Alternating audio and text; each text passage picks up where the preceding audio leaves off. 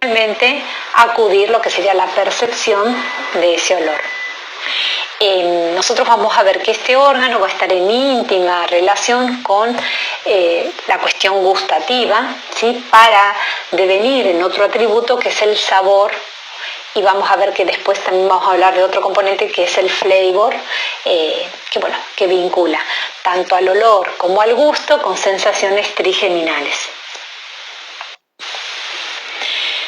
Acá lo que tenemos, volviendo a este glosario y este vocabulario específico que nos interesa introducir, algunos olores que vamos a identificar como primarios: alcanfor, almizcle, flores, menta, etéreas, pútredo y picante.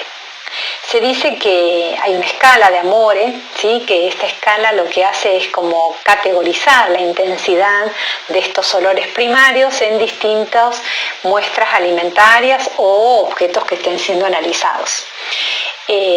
Por ejemplo, por darles un ejemplo, el olor al almizcle refiere a un olor animal, a corrales, tiene que ver con eso. El olor a picante puede ser lo que percibimos en nuestro órgano olfatorio cuando testeamos pimienta o jengibre o alguno de estos alimentos que podemos reconocer como picantes incluso antes de tenerlos en la boca. Pútrido tiene que ver también con algunos ácidos, ¿sí? Ácidos orgánicos que han volatilizado. Si pensemos cuando algún alimento está en fermentación o en descomposición, ¿sí? Podemos asociarlos también con estos olores. Y después lo que serían florales, menta, alcanfor también siempre vamos a estar pensando que son ácidos grasos y a veces también pueden ser algunos tipos de hidratos de carbono o otros componentes que estén participando en finalmente la percepción de estos primeros olores a reconocer. Algo que es interesante remarcar es que en los humanos lo que es el aparato olfatorio es un órgano bastante rudimentario, ¿sí? No tenemos capacidad, pensemos en algunos animales, la capacidad que tienen de orientación y de detección con este órgano, nosotros no tanto. Y que también podemos pensar que las células olfatorias, como decíamos que eran las encargadas, ¿no? De percibir estos elementos volátiles que tenían que humectarse con el moco, la mucosidad de la nariz y la vascularización que iba de ese epitelio que iba a estar entregando cierta temperatura y favoreciendo la volatilización. Estas células olfatorias también podemos decir que llegan a fatigarse, es decir, que después de un periodo percibiendo, ¿no? Una sustancia, podríamos decir que nos agotamos, que dejamos de emitir impulsos nerviosos respecto a ella. Por eso decimos de esto de lo rudimentario o no tan desarrollado que tenemos los humanos. ¿Qué podemos identificar, sí, en como interesante el concepto del olor y del aroma? El olor es el primer atributo que tiene que ver con el producido por los alimentos por la volatilización de sustancias que se esparcen por el aire, que llegan a la nariz, ¿sí? Y sería como un estímulo externo. El segundo, que mencioné que es el aroma, consiste en la percepción de sustancias aromáticas de un alimento después que fue colocado en la boca. Por ejemplo, esta chica en la foto lo que ella está percibiendo es el olor. Cuando ese café o ese té o esa infusión ella la deguste, va a estar en condiciones de poder emitir juicios respecto al aroma de ese alimento, ¿sí?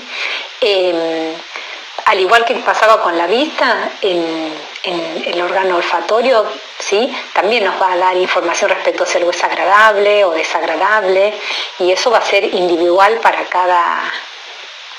cada humano.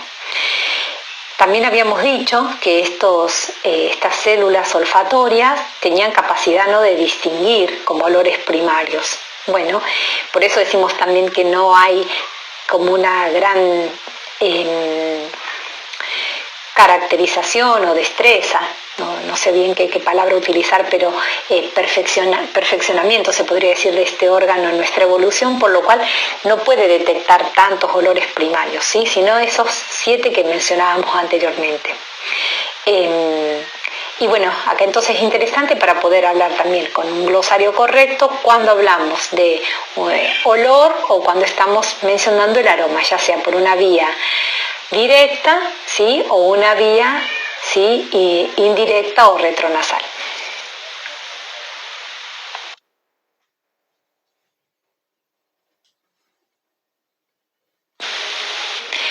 Bueno, respecto al gusto, ¿sí? Acá aparece el gusto o sabor básico, después vamos a ver también.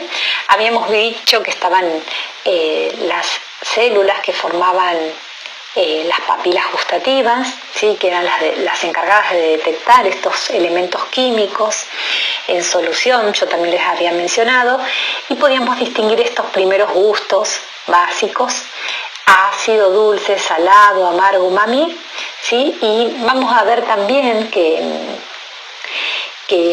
antiguamente se categorizaban como en un mapa, después lo vamos a ver también acá, como que hubiera zonas con mayor predominio de algunas papilas que otras en la boca, había como un mapa, ¿sí? A los fines quizás didácticos lo podríamos ubicar, pero hoy se sabe que en toda la superficie de la lengua están ubicadas estas papilas gustativas, no es que están solamente o en la punta o en el centro o en los bordes laterales, sino que está toda la boca tapizada de estas papilas con distintas capacidades, pero algunas más como capaces de distinguir un atributo de otro. Bueno, y cuando estamos nosotros delante de un alimento y podemos decir si es dulce, salado, amargo, o lo percibimos ácido, o umami, que es el característico del glutamato monosódico, ese condimento Ajinomoto, en verdad lo que estamos detectando son biomoléculas, ¿sí? Cuando hablamos de dulce estamos chequeando azúcares, alcoholes, aldehídos, cetonas, algunos tipos de aminoácidos o ésteres. Cuando hablamos de lo salado, en verdad son sales que han podido ser ionizadas en esas soluciones acuosas. Amargo, por lo general, a los alcaloides, la cafeína, la nicotina o algunos compuestos fenólicos. Piensen cuando probamos un té o un café, ¿sí? O las sales de magnesio, amonio, por ejemplo, acá lo pueden ver en esas sales dietéticas, sales modificadas, que a veces tienen un sabor que no nos gusta o por lo general es rechazado, tienen estos sabores amargos. El ácido, piensen cuando prueban limón, un pomelo, un kiwi, sí, está provocado por la concentración de iones de hidrógeno, y esto en alimentos que tengan gran concentración los vamos a percibir como ácidos. Ejemplos: vinagres, frutas como les decía recién, algunas verduras, el cremor tártaro, que es por ejemplo el polvo de hornear, y el umami que les comentaba recién, muy característico de la cocina asiática y también peruana.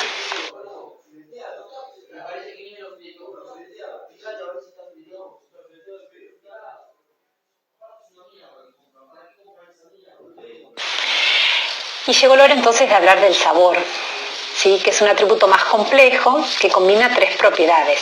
Ya el alimento está en la boca, no está afuera, está dentro de nuestro cuerpo, por así decirlo, y acá va a combinar entonces el olor, esos elementos volátiles que llegaban por la cavidad nasal, el aroma, ¿sí? Porque ahora está el alimento en la boca y en una vía retronasal, combinada con todas esas percepciones captadas por las papilas gustativas. Y acá tenemos lo que se va a llamar el sabor, ¿sí? Y esto es lo que justamente difiere de un alimento de otro. Nosotros podemos decir gusto salado, gusto ácido, ¿sí? Pero el sabor, ¿sí? Va a ser la combinación de estas propiedades, ¿sí? Por eso es muy interesante, y acá justamente es donde cobra muy importancia y relevancia la singularidad, ¿sí? De las pruebas que se van a llamar afectivas, que tiene que ver con si nos gusta o no nos gusta algo, ¿sí? ¿Qué nos pasó ante esa experiencia sensorial, ¿sí? Acá aparece fuertemente lo individual de cada uno de nosotros ante una muestra de alimento o bebida, ¿no?